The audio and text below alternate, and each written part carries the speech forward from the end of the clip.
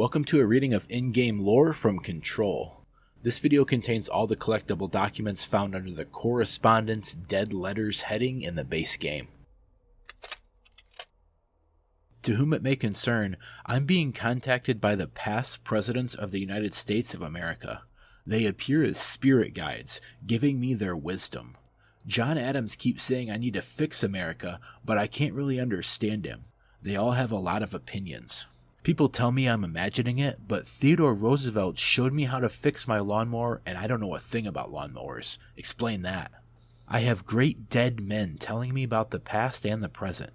If you'd like to use my abilities to help run the government, please let me know. I know the White House could use me. Yours in earnest, James Bartholomew. Dear New York Tribune, airplanes aren't real. I figured out how they do it. The windows are TV screens. The whole thing moves on big tracks like a roller coaster that moves through underground tunnels in the earth. Airports are more like train stations. They do this because the sky is full of monsters that they don't want us to know about. The planes we see in the sky are the monsters. The government made the earth trains look like the monsters so they could lie to us better. Don't contact me. I had a dream and I built the thing I saw in a dream. A machine that will contain God, but not the God you know or the ones anyone knows. A new God. This machine will be his body, his heart, and his mind. I made it just like the dream showed me. I used the motor from the refrigerator and the coils from the toaster and the fans plus the timing belt from my car's engine and the wheels from my son's skateboard. God can't move yet, but the dream said he would learn how to on his own.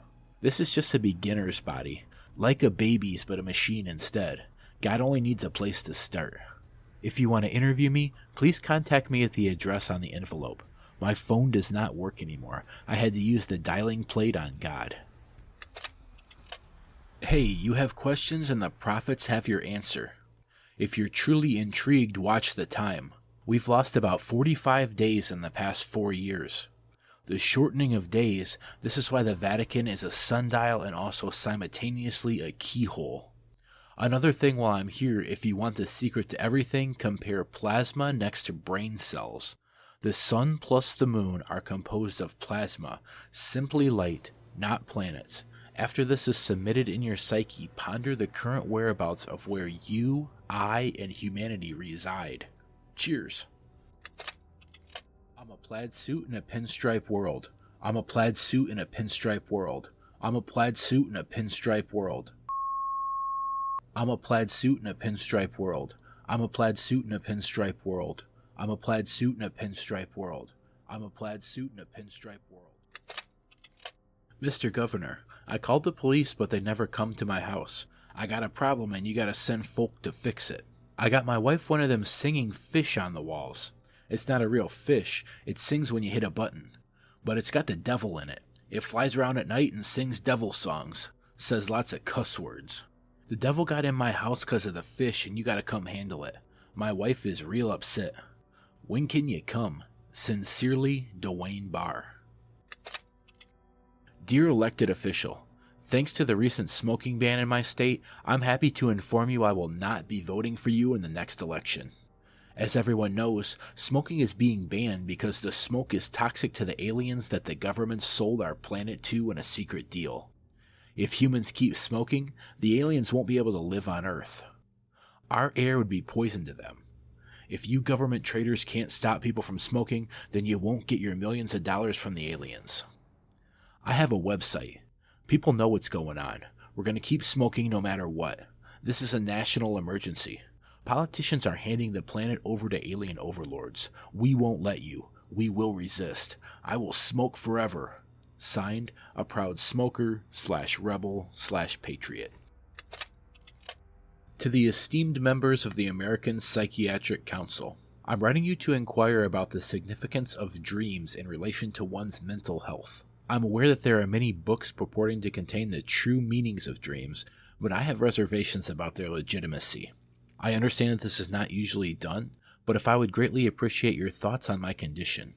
Ever since I was young, I've had intensely vivid dreams. They only occur sporadically, but in them I witness very strange events. I understand that dreams can seem real at the time, but these feel markedly different. They do not occur often, perhaps 1 or 2 a year. Last night I had one. I saw a small, empty town. It was utterly dark. There was a lake at its center. Shadows of people moved around me, muttering odd things. A bright light woke me up. I was screaming in my sleep. My wife had been shaking me for minutes before I woke. Because of this recent incident, I've decided to seek help. The doctor says I'm physically fine, but I wanted to consult your expertise. Thank you for your valuable time. Yours very sincerely, Richard Bowker. Dear Gentlemen of the Society of Sciences, it's been some time since I sent my initial letter. I hope it's not the case that you have dismissed my claims outright. In that hope, I'm writing you to once more ask for your help in understanding the oddity that has befallen me in my home.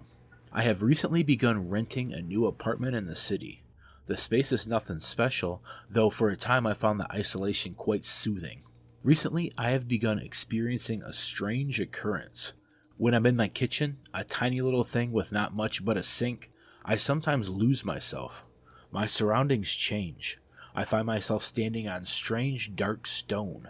I stare out at a colorless sky as white as undisturbed snow, terrified of moving. Perhaps this is a brain issue. I think not, as it feels terribly real. This has been occurring for some months now, and I've become frightened of entering the kitchen. If it's not too much of an inconvenience, I would dearly appreciate a visit from one of your professionals to see what they make of it. I await your response with little expectation, but with great hope. Very truly yours, Lorraine Fitzgerald. My clock is shaped like a cat, and its eyes move, and I think it's angry, but I keep apologizing, and it won't stop. But I said I'm sorry, but it won't leave me alone, and I don't know what it wants. I can't keep apologizing, G-Fodo. You see, now too, it told me everyone is here, and I need to be careful so they don't see me writing this letter. It wants me to stay with it, with my eyes on its eyes, and moving very fast, but I can't keep going. I worry they will forget about me, so I need to write you about this because I can't keep going, but the cat, because of its eye.